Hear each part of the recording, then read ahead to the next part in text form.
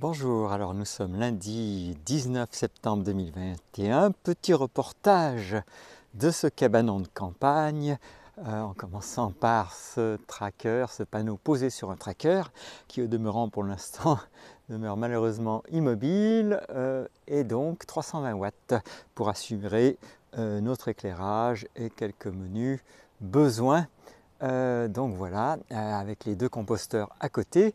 Et ce cabanon, il est en cours évidemment de construction. Et pour ne pas oublier le passage des fils électriques, on a décidé de vous faire cette petite présentation avant qu'il soit terminé. Alors vous voyez que sur la droite, on a un bac à eau, une petite serre d'environ 6 mètres carrés.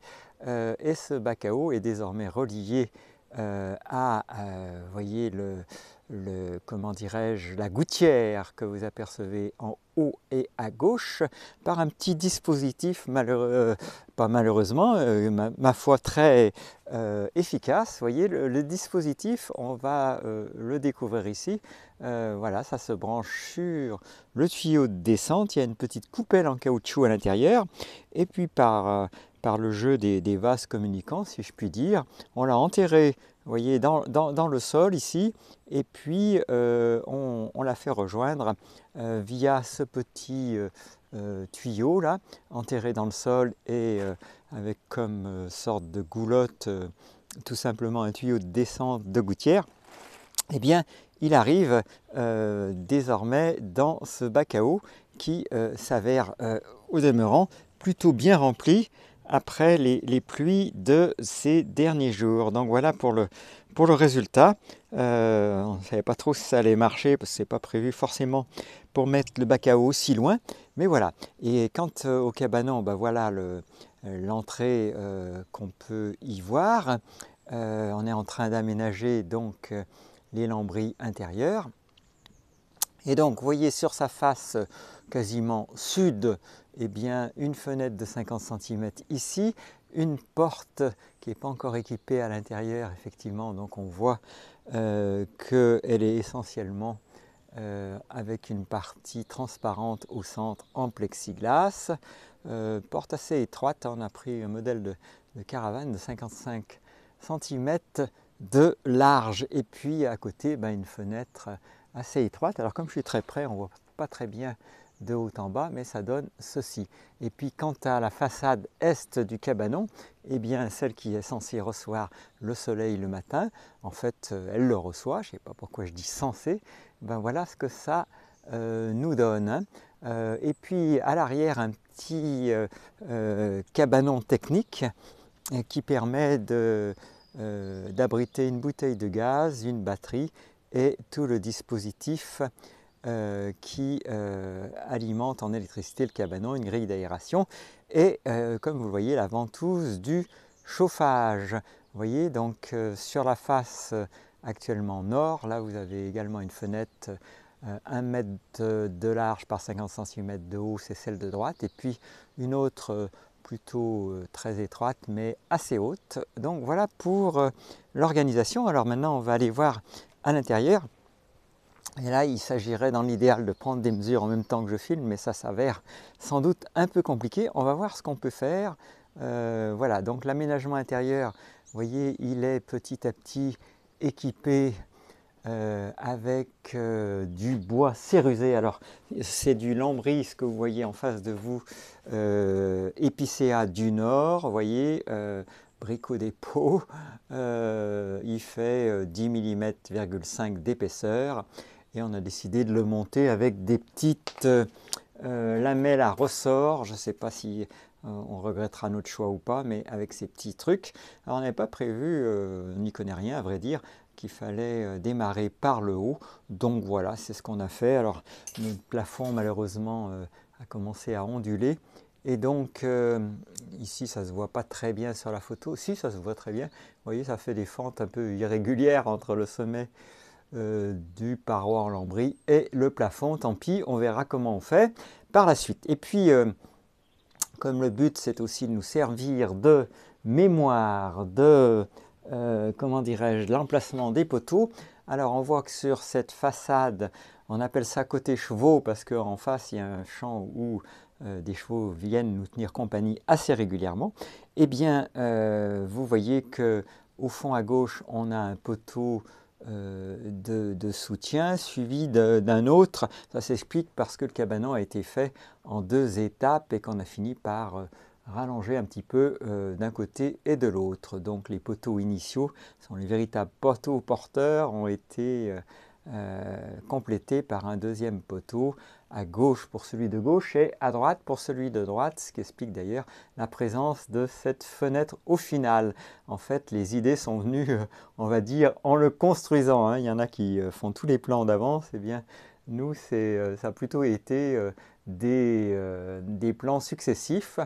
Et puis, vous voyez qu'en arrière-plan, on le distingue encore au-dessous, eh bien, on a une isolation, alors double isolation avec des panneaux en polyuréthane de 50 mm d'épaisseur et derrière, il y a des styrodurs de 20 mm, 50 plus 20, 70 mm. Ça a été notre choix pour ce qui fait que ça vient s'insérer parfaitement entre des poteaux de 70. En ce qui concerne les tailles, donc vous voyez que alors le soubassement, il est fait, on ne le voit pas très bien ici, il est fait avec en fait des moellons d'une certaine hauteur. Alors la hauteur des moellons, je pense qu'on va bientôt la distinguer. On est ici, hop. Alors ici, c'est la façade donc sud maintenant qui apparaît. Alors, on voit le Bacao en premier plan en sortant. Et donc, les moellons qui sont au sol, eh bien, on a une hauteur de grosso modo 19,5, 20 quoi, par moellon. Et donc, c'est le soubassement du cabanon. Au final, le sol est une dalle qui sera elle-même eh bien, recouverte d'un plancher en chêne avec des bois de 20 mm. Donc vous voyez, c'est le luxe dans ce lieu pour ce qui est du plancher.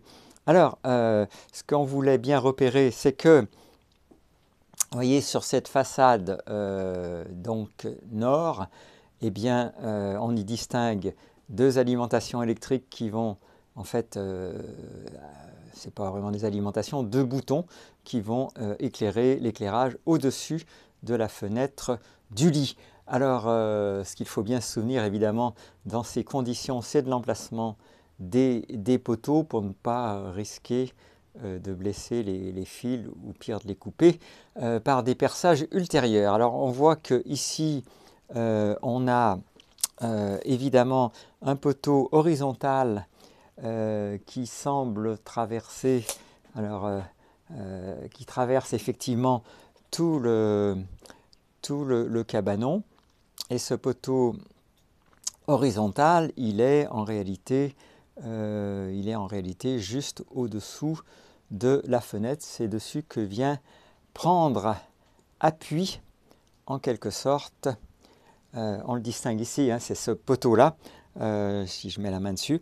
Voilà, il est juste sous la fenêtre, sous les 2 fenêtres, et il va se situer par rapport, on va dire, à la fenêtre juste au-dessous, sauf que ces fenêtres, vous voyez, elles ont une petite planche de soubassement qui permet, légèrement inclinée vers le bas, qui permet de faire ressortir l'eau qui voudrait rentrer, sachant que pour l'instant, on n'a pas mis de joint sous les plexiglas qui servent de fenêtre. Il faudra certainement par la suite, ça va être le point faible évidemment de l'isolation, puisque ce plexiglas-là fait 5 mm, mais d'autres sont plus fins. Par ailleurs, en ce qui concerne, qu'est-ce qu'on veut dire, vous voyez que c'est monté sur des tasseaux, et donc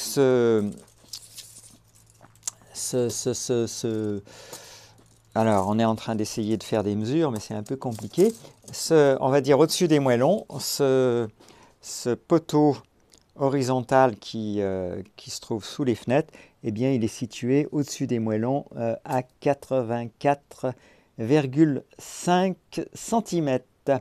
Voilà, 84,5 cm de hauteur. Et par ailleurs, on a un écart ici par rapport à la fenêtre. Il y a un deuxième pilier, lui vertical, donc qui se trouve à peu près en milieu de cette façade. Et vous voyez, ce deuxième pilier, eh bien, il s'étend de 16, grosso modo, de 15 même, pourrions-nous dire, à 22, de 15 à 22, un pilier vertical, donc avec comme point de repère le bord de la fenêtre.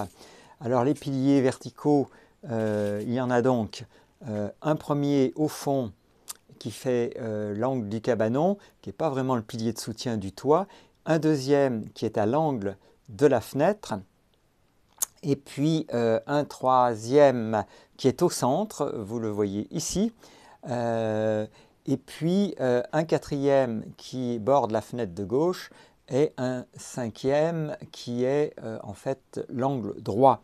On a également une traverse de support, on va dire, du chauffage au gaz qui est prévu, qui se trouve, comme vous allez pouvoir le mesurer avec moi ici. Alors ça va être la partie basse de la traverse qui va apparaître, qui se trouve à 80,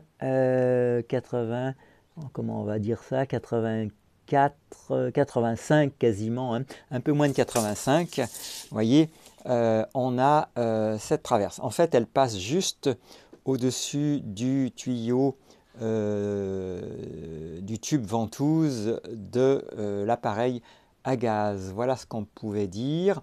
Et cet appareil à gaz, eh bien, il trouve également deux piliers à droite et à gauche. Alors ces piliers, comment on peut les repérer? Ils sont, le premier par rapport au pilier central, il est à on va dire 50 cm. 50 cm, donc il y a un pilier à droite du pilier central et puis un pilier à gauche du pilier gauche de la fenêtre, un peu compliqué dans les explications, qui se trouve à 5 cm. 5 cm. Alors ici en bas, on distingue une prise qui sera alimentée par un onduleur, donc en 220 volts, onduleur qu'on peut piloter de l'intérieur avec un bouton marche-arrêt. Voilà pour les éléments, je pense qu'ils sont utiles à conserver. Alors les câbles, ben, on voit déjà plus vraiment par où ça passe, donc ça c'est un peu ennuyeux, on aurait dû le faire avant, comme vous vous en doutez. Et donc en fait, ce bouton-là, on est obligé de supposer que le câble passe ici, monte le long de ce pilier central, ici, et puis débouche au-dessus du poteau du haut pour arriver ici à un bouton inverseur qui permet de basculer soit sur un ruban LED, soit sur une série de LED type spot, quoi, avec l'alimentation du ruban LED à gauche et puis le type spot qui sera au centre. Donc voilà pour cette partie-là. Je pense que le câble électrique, là, on le suit assez bien. Alors, il ne faudra pas oublier, effectivement, c'est aussi à ça que sert cette vidéo, que ce câble ici de brun, eh bien, il passe juste au-dessus du litho qui ferme le haut de la fenêtre. Il est coincé en réalité entre deux lithos, quoi. Donc voilà, donc il passe juste au-dessus du litho et au-dessus il y a un deuxième litho horizontal tout le long au cas où on voudrait faire des fixations, chose plus que probable. Quant aux câbles, on les voit arriver plus ou moins bien maintenant. Hop, ils arrivent ici quelque part de la droite au-dessus du poteau. Donc voilà, donc les deux lithos dont je parle, il y a celui qui ferme le haut de la fenêtre qu'on voit comme ça, là. Et puis juste au-dessus, il y en a un deuxième. Donc tout ça, ça fait à peu près l'épaisseur du poteau du haut, hein, le poteau qui traverse la fenêtre au-dessus. Et puis les câbles arrivent au-dessus du poteau et descendent ici à gauche du poteau central. Donc voilà pour pour cette description. Quant à celui ici en bas, les câbles sortent de droite, donc ils longent en fait le poteau de gauche de la fenêtre de droite. Il les longe par la droite. Voilà, évidemment, toutes ces descriptions n'auront pas forcément un très grand intérêt pour vous, donc c'est plutôt une vidéo mémoire, et puis ça peut donner des idées à d'autres. Alors, vous le voyez, en ce qui concerne les membranes, eh bien, on a un pare-pluie qui se trouve du côté extérieur des poteaux de cette ossature en bois. Donc, de l'autre côté du pare-pluie, il y a les mêmes lithos que vous avez vus en interne. Et puis dessus, c'est dessus qu'on a fixé le clin, les clins. Et donc, en interne, eh bien, on a donc dans l'ordre styrodure, puis Soprema, c'est le polyuréthane. Ensuite, on a une membrane que vous voyez ici, SIGA, qui sert de pare-vapeur. Dessus, les lithos, et puis dessus, en cours d'installation, les lambris en épicéa du Nord. Écoutez, j'espère que ce petit reportage vous donnera quelques idées et quelques envies personnelles. Ça se fait, mais il faut beaucoup de patience. Vous voyez le plafond ici, c'est pas ce qu'on a fait de mieux, mais enfin, là aussi, c'est une espèce de bois aggloméré et qui a la malheureuse idée, on n'avait pas prévu assez large dans les extrémités en battement, et donc ça gondole bien. Ça ne se voit pas trop à la vidéo, mais ça gondole bien. Ici, c'est les appros qu'on a pour les trois faces restantes en polyuréthane qu'on voit ici. Donc ça prend pas mal de place. On a hâte que tout ça soit en place. Et puis là, au fond à droite, on a les appros pour le lambris. Et puis, vous voyez que ici, on a l'éclairage qui arrive, l'éclairage extérieur qui arrive par le bas, immédiatement à droite du poteau de la porte d'entrée. Un bouton qui permet de le couper ici.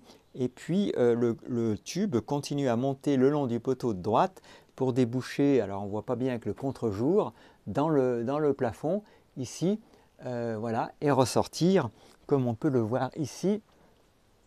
Eh bien, on le voit ressortir ici avec un capteur de mouvement et de luminosité. Donc ça, c'est pour l'éclairage extérieur. Il nous reste à repérer les câbles ici, leur trajet au-dessus, comme vous le voyez, de la fenêtre est. Donc c'est là que le soleil nous vient le matin, et vous voyez que pour l'instant, le câble, il arrive au milieu. Ça sera probablement la même stratégie.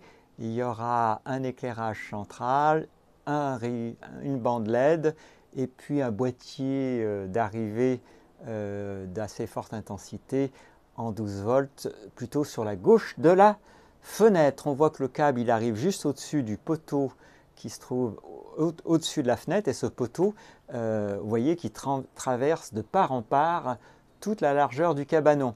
En revanche, sur le montant droit de la fenêtre, on remarque une prolongation ici qui va jusqu'au plafond. Donc il y a bel et bien un bel appui, là, un poteau au-dessus de la fenêtre, dans l'alignement du poteau droit.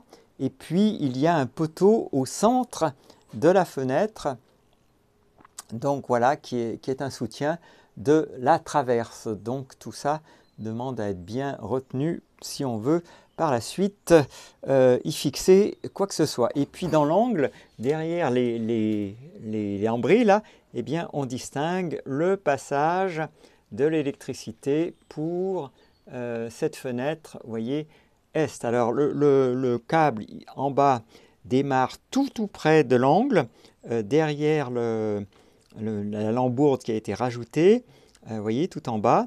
Et puis ensuite, il s'en éloigne de 60 mm pendant toute la montée. Il traverse, attention, le poteau horizontal de soutien de la fenêtre à 6 cm du bord poteau. et puis il continue à monter et il traverse ensuite le poteau du haut et vous voyez la forme qu'il prend au-dessus du poteau du haut de la fenêtre, hein, une légère courbe et puis il redescend bien à plat. Donc attention à 6 cm du bord gauche de cette façade est. Voilà un petit peu l'organisation. J'espère que ça vous donnera quelques idées. Donc vous voyez ici, on a choisi une toiture froide. Alors cette toiture froide, eh bien, elle est composée d'un taux en tôle ondulée, et puis on va distinguer les grilles anti-rongeurs et tout ce qu'on veut, qu'on a mis tout en haut. Au-dessous, vous distinguez ces sortes de lames de terrasse d'assez grande épaisseur, vous voyez, sur toute la longueur, et c'est dedans que, entre ces lames de terrasse disposées verticalement au nombre de 3, une à chaque extrémité et une au centre, que viennent s'insérer des lambourdes dans lesquelles on a glissé également du polyuréthane épaisseur 50, donc avec des lithos au-dessus et au-dessous. En fait, avec les 3 couches également, un pare-pluie juste sous la tôle ondulée, qu'on ne peut plus voir maintenant avec ces grilles, et puis un premier, alors je ne sais plus dans quel ordre on a mis tout ça, sans doute le pare-pluie, je ne sais plus, avec des lithos au-dessus, ensuite le polyuréthane, il faudra revérifier, et puis au-dessous un pare-vapeur, et enfin des lithos, et ce plafond que vous voyez actuellement ici, avec la traverse centrale qu'on distingue toujours. Donc voilà pour cette organisation, et puis aux extrémités hautes et basses du toit, eh bien, on a tâché de limiter l'accès aux rongeurs. Je ne sais pas si ça fonctionnera. Vous voyez, avec une lambourde carrée pour le coup, là, qui supporte des demi-rondins de bois. Alors on ne voit pas très bien, peut-être avec la lumière, des demi-rondins de bois qui viennent obturer chaque ondulation de la tôle ondulée. Ça a été un peu compliqué à mettre en place. Ces rondins de bois font une longueur de 80 mm, c'est-à-dire que il y en a 40 qui sont glissés sous la lambourde de support du poids, et puis 40 autres qui viennent voyez, déborder de cette lambourde pour arriver sur la lambourde externe avec une vis au-dessous qui assure leur maintien. Donc voilà pour cette vue assez complète de ce cabanon, très agréable à vivre. Au demeurant, reste à savoir la tenue des matériaux dans le temps. Alors pour ce qui est du cabanon technique, on y a passé quand même un sacré bout de temps. C'est parfois les petits détails qui prennent le plus de temps. Vous voyez en bas, donc il a fallu construire ici bien sûr un toit, et puis une porte qui a pris aussi du temps, vous vous en doutez, avec dedans des aérations suffisantes compte tenu de la présence d'une bouteille de gaz, aération basse parce que c'est du propane. À côté, peut-être une séparation en tôle à prévoir pour des raisons techniques, et à côté, il y a un onduleur en haut, une batterie en bas de 100 ampères-heure, et puis il y a, ça aussi ça a pris un temps fou, une boîte qu'on ne distingue pas trop d'ici, mais on va faire le tour, qui contient le régulateur et les connexions. Donc cette boîte, elle est là, et faire sa découpe et l'insérer dans ce cabanon a pris un temps non négligeable. Voilà, elle s'accède de l'extérieur sans ouvrir la porte centrale, avec un bouton interne. Alors ce dispositif, on l'a prévu de façon à pouvoir éventuellement, en cas d'absence, tout couper. Alors j'ai du mal avec mon comment dirais-je, mon stabilisateur qui certes stabilise, mais en tout cas va très lentement pour les mouvements que je souhaite lui imprimer. Alors voilà, donc la clé elle se présente comme ça. J'ai percé un petit trou, alors ça bouge avec le vent, mais percer un petit trou au centre pour la relier au verrou, parce que sinon c'est vraiment une clé unique qui est fournie avec ce boîtier technique là. Ah, il tourne comme il veut mon engin là, et j'avoue que ça m'agace parce que je ne comprends pas pourquoi ça tourne sans arrêt. Donc voilà, le maniement de ce stabilisateur n'est pas simple pour moi comme vous le voyez. Donc là on arrive à cette boîte qu'on ouvre ici.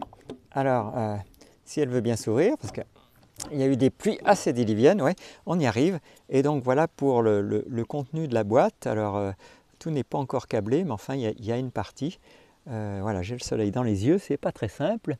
Et vous voyez, dans ce cabanon technique, alors une boîte à fusibles avec 6 fusibles en bas, et puis en haut à droite, un bouton qui pour l'instant sert à couper le tout. Là, on remarque la charge avec le voyant lumineux orange qui clignote, et puis vous l'avez vu, un régulateur MPPT 75 15 ampères, ça devrait logiquement le faire, bien qu'on n'a pas encore branché d'appareillage de mesure pour avoir des données plus précises, et puis au milieu les barrettes de connexion pour l'éclairage, il n'y a pas encore grand chose en place. Donc voilà, la trappe du bas, les tubes électriques arrivent dedans, donc il va falloir faire avec, ça ne sera pas très étanche par le bas, mais tant pis. Voilà, ce qui importe c'est quand même que la pluie n'y arrive pas. Et donc voilà pour la présentation de ce cabanon qui devrait faire en l'occurrence une belle pièce à vivre, j'espère, en toute saison. Donc voilà pour cette présentation qui est aussi une mémoire des, comment dirais-je, des dispositifs électriques qui passent en fait par la dalle qu'on distingue en bas, qui déborde un petit peu à droite et à gauche de ce cabanon. Voilà, c'est un grand jour pour faire cette rétrospective.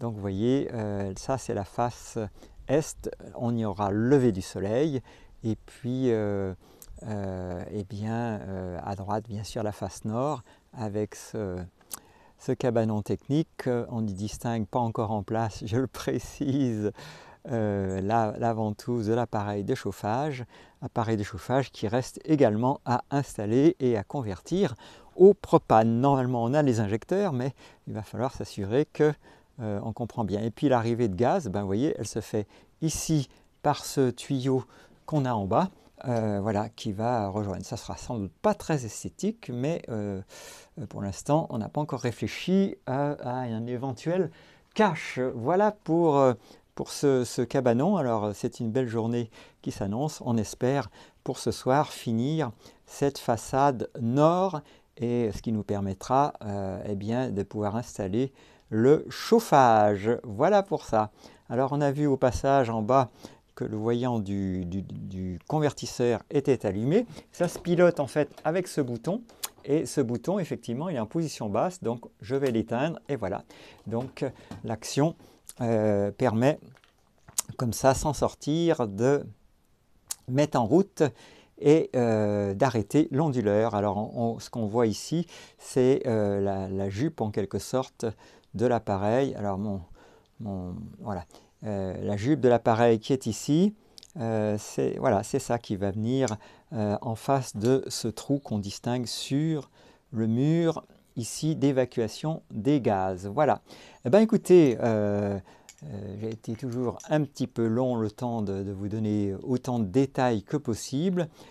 J'espère que de votre côté cette vidéo vous trouve en forme, que vous songez les uns et les autres à l'importance de réfléchir à des notions telles que l'autonomie, et évidemment à comprendre qu'il y a aussi des implications politiques importantes, qu'il est important de boycotter évidemment tous ceux qui voudraient se rendre indispensables en éliminant tous les petits, c'est-à-dire les producteurs locaux pour ce qui concerne plus spécifiquement la nourriture, et puis bien d'autres choses encore, c'est-à-dire qui voudraient réduire le monde à quelques multinationales qui feraient la loi partout et pour tout.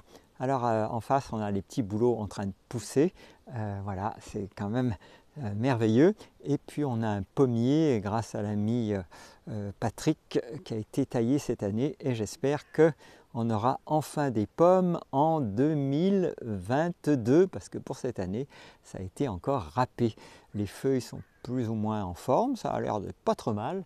Et donc voilà pour cet environnement campagnard qui peut constituer un cadre de vie tout à fait sympathique et vous donner envie à votre tour d'investir dans un petit bout de terrain de façon à pouvoir petit à petit contrer ce mouvement qui voudrait tous nous entasser en ville dans des cabanes à lapins et nous faire oublier la nature. L'écologie, c'est pas la voiture électrique et j'en passe, c'est avant tout un contact direct avec la nature, rien de tel pour vous la faire aimer et apprécier, et puis trouver la bonne position du curseur entre ce que peut apporter la technologie, certaines libertés par rapport aux contraintes que pouvait nous imposer un mode de vie peut-être trop rude par le passé,